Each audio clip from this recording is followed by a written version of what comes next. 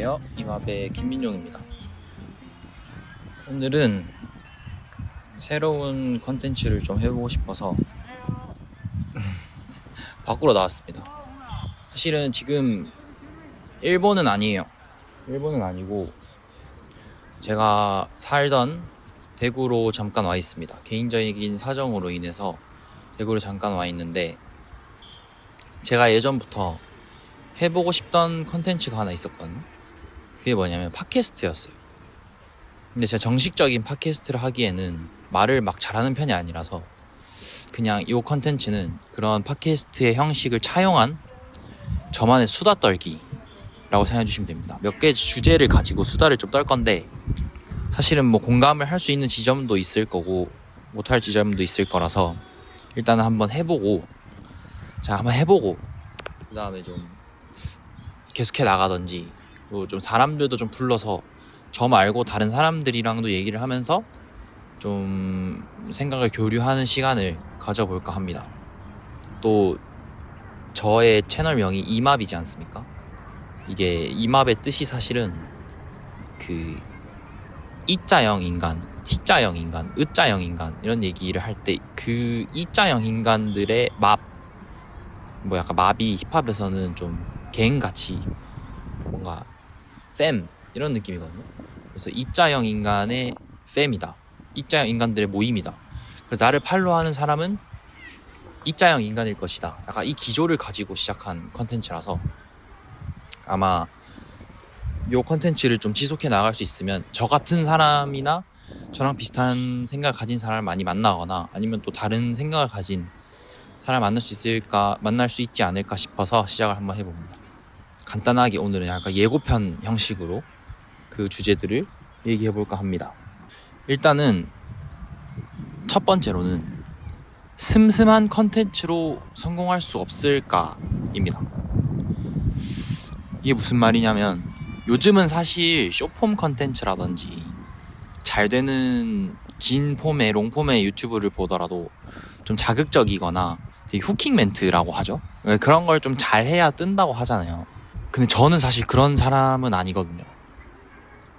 저는 좀 원래 성격도 좀 뭔가 급하게 유행되는 걸 따라간다기보다는 옷도 조금 클래식한 거 좋아하고 뭐 노래도 옛날 노래 좋아하고 좀 본질을 추구하기 위한 삶을 사는 사람이다 보니까 뭔가 자극적인 컨텐츠를 하기가 좀 제가 부끄럽더라고요. 그러니까 쉽지 않더라고요. 물론 자극적인 컨텐츠들이나 뭔가 발빠르게 맞춰서 트렌드를 주도하는 사람들에 대한 리스펙은 항상 있습니다. 근데 제가 그런 사람이 아니다 보니까 과연 이런 것들로는 성공하지 못할까? 라는 생각을 조금 해봤어요. 물론 답이 있는 건 아니죠. 계속 해봐야 되고 저도 시행착오를 겪어봐야 하는 일이긴 한데 그냥 같이 생각해보고 싶었어요. 아무래도 저는 일단 저 개인적인 의견으로는 성공할 수 있다가 저의 개인적인 결론이거든요. 왜냐면 실제로 그렇게 성공하신 분들도 많고 좋은 선례를 남겨주신 분들도 많다 보니까 실제로 저는 그런 생각들을 할 때 떠올리는 저만의 유튜버들이 몇 명 있습니다. 첫째가 임승원, 그 원의 독백을 채널 운영하고 계시는 임승원 님이시고, 두 번째가 빠더너스의 문상훈 님이세요. 제가 빠더너스나 임승원 님을 되게 오랜 시간 동안 봤단 말이죠.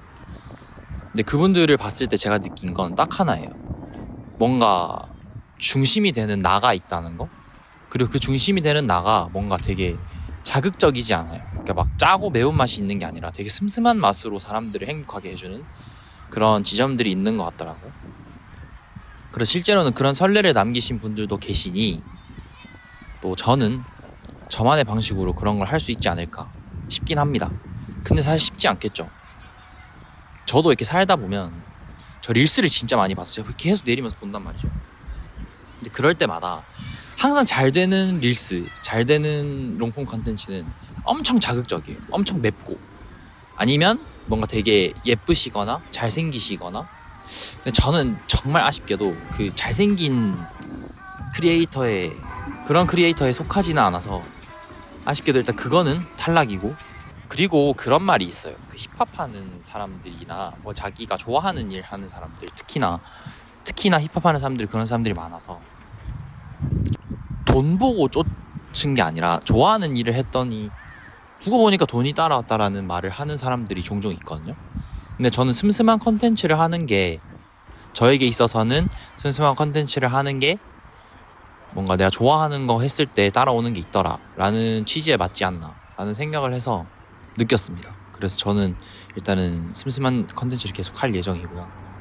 혹시나 저와 같은 생각을 하시고 좀 슴슴하신 분들이시라면 구독 좀 해주시고 그러셨으면 좋겠습니다. 자, 첫 번째 주제는 이렇게 얘기해봤고, 두 번째는 일본살이 한 달 후기입니다. 저는 사실 워홀을 간 게 1년 살고 오기 위해서 간 건 아니었어요. 시작을 한 이유가, 저는 최종적으로는 대학원을 가고 싶어서 그 전에 일본어를 좀 더 잘해지고자 간 거라서 좀 길게, 아직 한참 제가 살고 싶은 날들에 비해서는 아직 한참 많이 남았는데, 그래도 일본살이 한 달 차 후기에 대해서 좀 얘기를 해보자면, 단점은 사실 웬만하면 없는 것 같아요. 단점은 뭐 쌀이 비싸다? 지금 일본이 쌀이 좀 난리여가지고 5kg에 4, 5만 원 이렇게 하니까 쌀이 좀 비싼 거? 근데 그거 말고는 사실 단점을 못 느끼겠어요. 저가 아직 일을 해본 게 아니라서 뭔가 사람에 대해서 얘기하기도 좀 어렵고, 일단은 장점, 그리고 뭐 간략한 후기들에서 얘기를 해드리자면, 이거는 첫 번째 장점은 제 성격이 그래서 그런 걸 수도 있는데, 진지하게 무언가를 하는 사람이 굉장히 많습니다. 제가 본 대부분의 일본인들은 정말 퓨어한 열정을 가지고 무언가를 하는 느낌이에요. 저는 그거를 축구를 처음 하러 가서 되게 많이 느꼈거든요. 자기가 좋아하는 거에 한해서는 자기가 좋아하는 것을 대하는 태도가 굉장히 진지한 것 같아요. 그래서 사실은 그냥 공원에 나가면 그냥 혼자 나오셔서 훈련하시는 분들이 좀 계십니다. 근데 사실은 우리가 한국이라고 가정을 해봐요. 한국이라고 공원에 나가서 혼자 막 공튀기기 하고 있는 사람들 보면 되게 별나다 느끼잖아요. 적어도 제가 느낀 한국은 그렇거든요.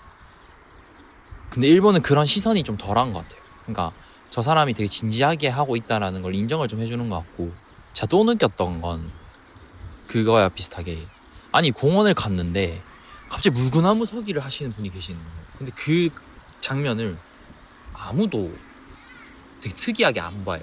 그냥 열심히 하는구나 정도로만 생각을 하는 것 같은데, 일단 뭔가 그렇게 존중하는 분위기라든지 그런 좋아하는 걸 되게 진지하게 대하는 태도가 전 굉장히 좋았다. 그리고 또 하나는 되게 깨끗합니다. 심지어는 공원의 화장실조차도 굉장히 깨끗합니다. 이거는 뭐 국민성 이런 거랑 상관없이 그냥 일하시는 분들이 되게 많아서 그런 것 같은데, 공원에서도 일하시는 분들이 뭐 한 4-5분 정도는 고정적으로 계신 것 같아요. 나이가 좀 지긋한 노인분들께서 평소 업무들을 되게 맡아서 해주시는 것 같은데, 그래서 그런지 길거리나 공원이라든지 이런 곳들이 굉장히 깨끗합니다. 또 뭐가 있을까? 아니면 제 여자친구한테 물어볼까요? 도쿄살이 한 달 후기 얘기하다, 그 좋아하는 거에 되게 진지한 거랑 어딜 가든 깨끗한 거 말고 소재가 고갈됐어. 내가 생각나는 게 없어. 자기소개 해줘. 네, 전 도쿄살이 한 달 차입니다. 그러면 말씀을 좀 해주시죠. 저는 저번에 얘기했던 한 달 후기. 그 지점이 되게 지하철 탔을 때, 도쿄에서는 몰랐는데 한국 지하철 탔을 때 느껴지는 그 룰을 지키지 않는 사람들에 대한 불편함? 이라게 스트레스? 그냥 언제 어떤 상황에서 돌발 상황이 나올 수 있다는 그 생각이 좀 스트레스가 아닌가. 그런 지점에서 도쿄가 조금 더 사람은 많지만 지하철에 사람 다 내리고 탄다는 그런 룰을 전부가 다 지키고 있기 때문에 그 지하철 안이 아무리 시끄러워도 이렇게 각자 알아서 갈 길 가면 되는 그런 규칙, 이 삶이 좀 편하다고 생각하는 지점이에요. 그거는 저도 얘기하니까 이게 생각이 나는데, 실제로 저희가 한 달 정도 이렇게 살고 도쿄 지하철을 가면 사람이 굉장히 많습니다. 그냥 많은 수준이 아니라 신주쿠 이런 데 가면 쏟아지게, 그치, 미어 터지는데 진짜 밀어요.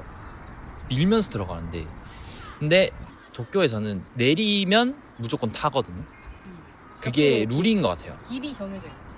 근데 한국에 저희가 오자마자 부산에서 지하철을 타는데 또 부산 빡세다 아닙니까?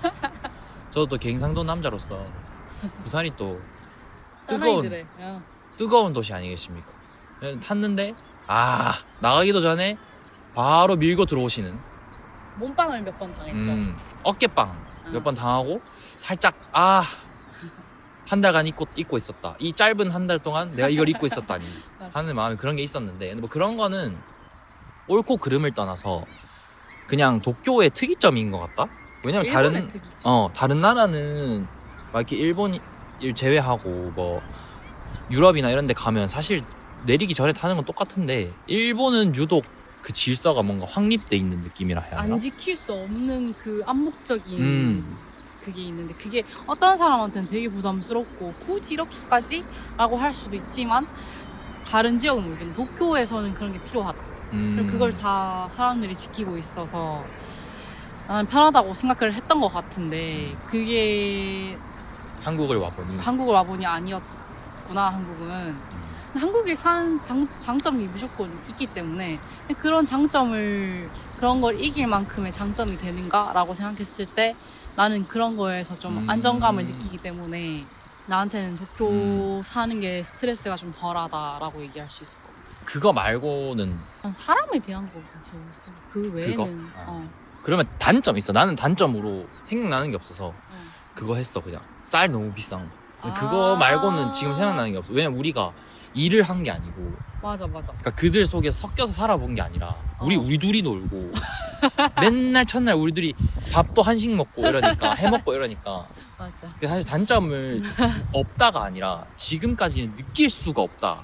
맞아. 그들 속에 섞여 들어간 적이 없어. 일을 해야지. 일을 할 때 이런 점이 난 너무 답답하고 왜 이렇게 체계를 지켜야만 하는가에 대한 불만이 나올 수도 있어. 나 지금 당장은 뭔가 우리가 친구를 사귀어 본 것조차도 아니어서 열쇠? 나는 인터폰이 있는데도 불구하고 그러니까 거기 터치가 다 되고 호출이 된다는 그 인터폰 기기가 있음에도 불구하고 현관문을 열려면 그 열쇠를 꽂아야 도락이 없는. 공동 현관. 이거는 장점 제가 느낀 뭔가 초장점? 이거는 진짜 좀 괜찮다 싶었던 거 하나는 저희는 왜 나라에서 아파트가 이렇게 있으면 누가 공동 현관문을 안에서 열면 그 택배 기사님들이라든지 아니면 배달 기사님들이시라든지 그냥 들어오잖아요. 일본은 그렇지 않은 것 같습니다. 저희 아파트가 그런 걸 수도 있는데 진짜 신기했던 게 열리면 안 들어가요. 안 들어가고 무조건 그 집에 전화를 해야 됩니다. 룰인지 뭔진 모르겠는데 제가 느꼈을 때는 그게 되게 안전해 보인다. 그러니까 그거는 불편함, 그러니까 굳이 이런 생각이 아니라 와 저렇게 하는 게 맞긴 하다. 뭔가 열렸다고 들어가는 게 아니라 무조건 전화해서 도착했습니다 하고 그 집안에서 열어주셔야 들어가는 것 같아요. 그게 좀 굉장히 남자 여자 노인 아이 가릴 거 없이 좀 안전한 세상을 좀 만들어주는 안전한 뭔가 룰인 것 같다. 그리고 집안에 없으면 우편 박스에 넣어야 되거나 아예 못 전달을 하기 때문에 일부러 더 확인하려고 호출을 누르는 것 같긴 해. 이게 어떻게 보면 한국에 사는 동안에는 되게 편하다 느꼈거든요. 굳이 얼굴 대 얼굴을 안 봐도 그냥 집 앞에 놓고 가고 택배를 그게 되게 와 이거 진짜 한국은 미쳤다 이렇게 생각을 했는데 일본에 왔을 때 그게 좀 되게 불편하긴 해요. 사실은 한번 빠꾸 당하면 다시 전화해서 스케줄 잡아야 되고 그래서 우편 박스 같은 게 관리비 안에 포함되는 서비스인가? 우리나라는 되게 많이 안 신경 안 쓰고 다 올려놓고 그러잖아.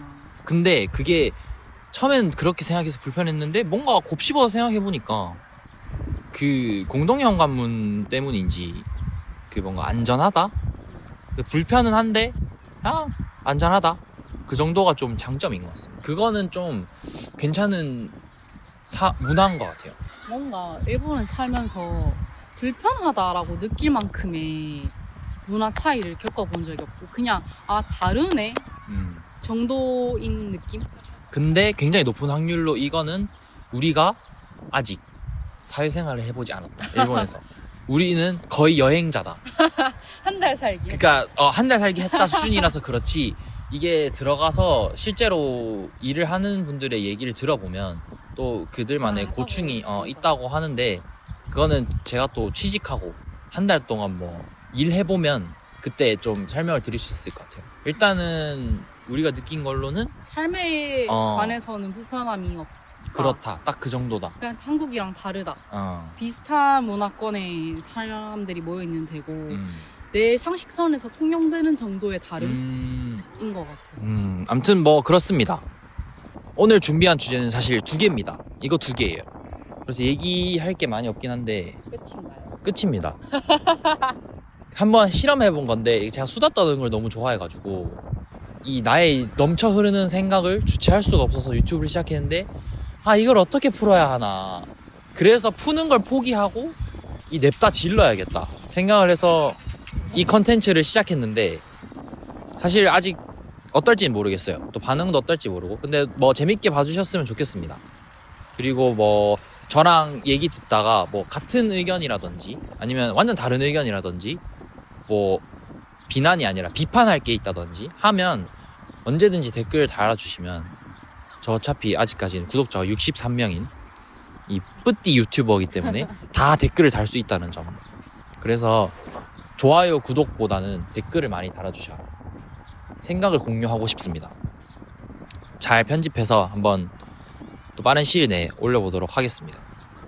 일단 봐주셔서 너무 감사하고 다음 아마 일본을 나가기 전에 12일에 일본을 제가 나가는데 그 전에 또 제 친구를 한 명 불러와서 그 친구랑 또 다른 주제로 그때는 좀 더 흥미로운 주제일 거예요. 그래서 그 주제로 한번 얘기를 해볼 것 같으니까 그때 또 한번 시도를 해보겠습니다. 일단 오늘 봐주셔서 너무 감사하고 구독, 좋아요, 알림 설정. 그렇습니다. 해주시고 봐주셔서 너무 감사합니다. 오늘도 모두들 다 수고 많으셨고 다음에 또 봅시다.